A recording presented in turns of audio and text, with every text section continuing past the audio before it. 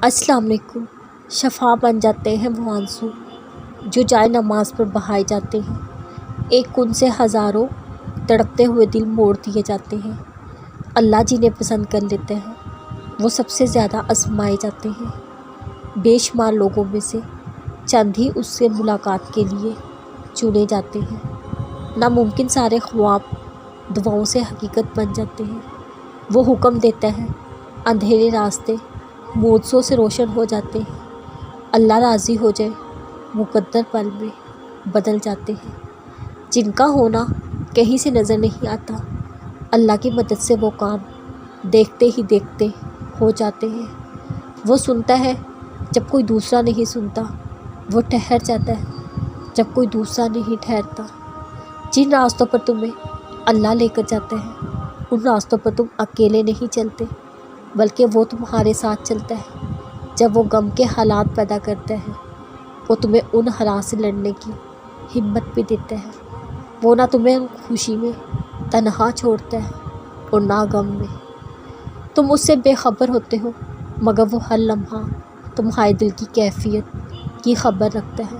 تمہارے ذہن میں خیال کے آنے سے پہلے وہ تمہارے ارادوں کو، ہر خوف کو بھانپ لیتا ہے۔ اللہ جانتا ہے کب تمہارا ضبط ٹوٹنے کو تھا، مگر تم نے خود پر صبر کیا۔ وہ ایک حکم سے چاند کو 2 ٹکڑوں میں تقسیم کر کے اسے اس کی جگہ سے سرکا سکتا ہے۔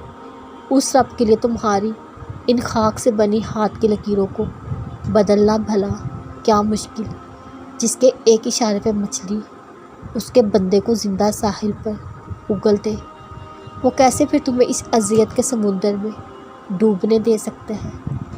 اللہ تمہاری دعائیں کبھی رد نہیں کرتا، وہ تمہاری صداؤں کو نظر انداز کرتا ہے۔ وہ خالق کائنات ہے، اس کے اپنے معاملات ہیں، اس کے قبولیت کے اپنے طریقے ہیں، اس کا کن فرمانے کا اپنا منفرد انداز ہے، اس کے اپنے رنگ ہیں جنہیں میں وہ ان کو ڈھالتا ہے جو اس کی مصلحتوں پر اعتراض نہیں کرتے۔